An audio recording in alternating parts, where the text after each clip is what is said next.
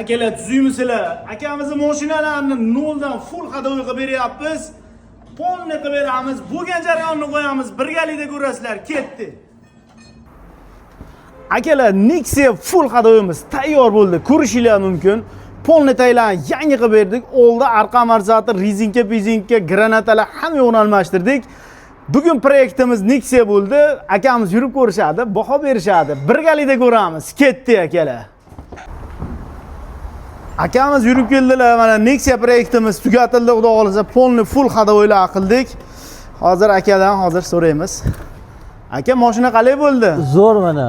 Xudo xolasa yaxshi chiqdi aka. Rahmat.